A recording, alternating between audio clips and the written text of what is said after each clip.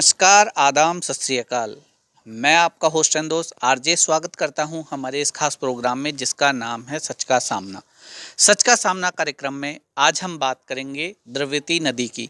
वही द्रव्यवती नदी जिसे कुछ सालों पहले तक गुलाबी नगर की लाइफलाइन और जयपुर शहर की नई तस्वीर बताया जा रहा था। लेकिन आज क्या है द्रव्यवती नदी का सच, जानने के लिए जुड़े रहिए हमसे।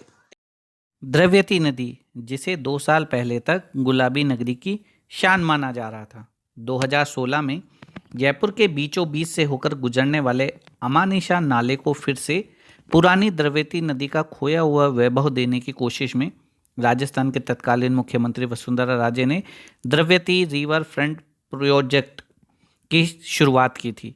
47 किलोमीटर लंबे इस प्रोजेक्ट का उद्घाटन भी वैसा ही हुआ जैसा होना चाहिए था, लेकिन राजस्थान में सत्ता बदलते ही नए जयपुर की नई तस्वीर और जीवन धारा कही जाने वाली द्रव्यवती नदी अब अपने ही हाल पर आंसू बहा रही है।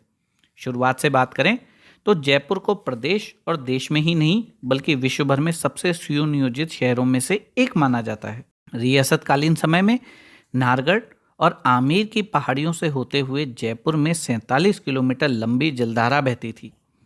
इसे ही द्रव्यवती नदी कहा जाता था। शहर के बढ़ने के साथ ही नदी छोटी होती गई और बाद में मृतप्राय हो गई, जिसे आज हम अमानिशा नाले के तौर पर जानते हैं। चारों ओर अतिक्रमण, सीवरेज और गंदगी के चलते अमानिशा नाला भी एक गंदे नाले के तौर पर बहने लगा। बारिश आने पर यह भयानक रूप ले लेता था, जो शहर की सुंदरता को धूमिल कर रहा था। इसी बीच तत्कालीन मुख्यमंत्री वसुंधरा राजे ने जिम्मेदारी उठाते हुए इस बारे में विचार किया और गुलाबी नगरी की विरासत और सुंदरता को बचाने के लिए द्रव्यवती रिवर फ्रंट परियोजना का विचार रखा। 80 करोड़ की ये परियोजना अपने आप में अहम परियोजना थी, जो केवल शहर की सुंदरता को बनाए रखने के लिए थी। 2 साल के गहन अध्ययन के बाद परियोजना धरातल पर आई और जुलाई 2016 में टाटा कंपनी के द्वारा प्रोजेक्ट को शुरू किया गया। करीब 47.5 किलोमीटर की लंबाई वाली इस रिवर फ्रंट में 5 सीवरेज ट्रीटमेंट प्लांट भी लगाए जाने थे, जिसमें 300 छोटे बड़े नालों के साथ सीवरेज का पानी रिसाइकल कर रिवर में छोड़ा जाना था, ताकि साल भर द्रव्यवती नदी में स्वच्छ पानी बहता रहे। तेज बारिश होने की स्थिति में भी पानी के निकास की व्यवस्था प्रोजेक्ट में की गई थी।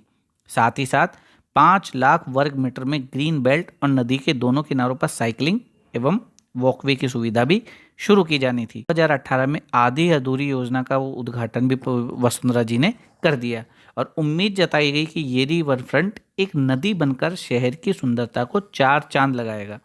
लेकिन 2.5 साल बाद भी ऐसा कुछ होते नहीं नजर आ रहा है। पहली समस्या तो ये है कि आज भी शहर के लोग इसे नदी की जगह अमानिशा नाले का ही रूप बदला हुआ रूप समझते हैं, इसलिए इसकी स्वच्छता पर ध्यान नहीं दिया जा रहा। किनारों पर बने 3 पार्क में वॉकवे के लिए आने वाले लोग कचरा इसी पानी में डाल रहे हैं। 300 छोटे बड़े नालों के साथ कंपनियों का वेस्ट भी इसी पानी में छोड़ा जा रहा है, जिसके चलते कई जगहों पर कीचड़ की इतनी मोटी परत जम गई है कि पत्थर भी फेंके तो वहीं अटक जाए। पानी इतना कम है कि कई जगह तो सूखी जमीन भी दिखाई देती है। गुजर की थड़ी इलाके में पानी में वेस्ट मटेरियल पानी में बहाया जा रहा है, तो दुर्गापुरा इलाके में कीचड़ और काई की 2.5 इंच तक मोटी परत साफ तौर पर देखी जा सकती है। हसनपुरा इलाके में तो अभी भी अमानिशा नाला नाला ही कहलाने योग्य है। टोंक रोड और मानसरोवर इंडस्ट्रीज एरिया में जरूर द्रव्यवती का वो रूप दिखाई देता है जो सच में जयपुर की एक नई तस्वीर को दिखाता है, लेकिन अन्य स्थानों पर यह सपने के साकार होने से काफ़ी परे है। वर्तमान सरकार हालांकि प्रोजेक्ट पर काम कर रही है, गंदगी हटाने के लिए भारी भरकम आधुनिक मशीनें भी लगाई गई है, लेकिन एक तरफ सफाई हो रही है तो दूसरी तरफ उसे 4 गुना कचरा यहाँ फैल रहा है।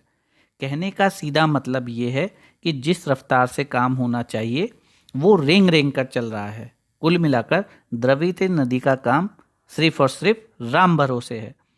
यही वजह है कि जिस काम को 2.5 साल में पूरा हो जाना चाहिए था, वो 4.5 साल बाद भी पूरा नहीं हुआ है। इस पूरे साल तो कोरोना संकट के चलते प्रोजेक्ट के काम को पहले से भी ज़्यादा जंग लग गया है। द्रव्यवती नदी की सारी सच्चाई आपके सामने है और साथ में उसकी वास्तविक स्थिति भी। ऐसे में हम सरकार और जवाबदेह लोगों से अपील करते हैं कि गुलाबी नगर की आबोहवा और सुंदरता को निखारने के लिए उठाए गए इन कदमों को गंभीरता से लें। जयपुर की इस नई जीवन धारा पर थोड़ा तो ध्यान दें। क्या पता द्रव्यवती नदी पहले की तरह तो नहीं, लेकिन एक नई इबादत लिखने में कामयाबी हो जाए। आज के लिए बस इतना ही। अगली बार मिलेंगे एक नई सच की कहानी के साथ में। तब तक अपने इस होस्ट एंड दोस्त आरजे को दे इजाजत। नमस्कार।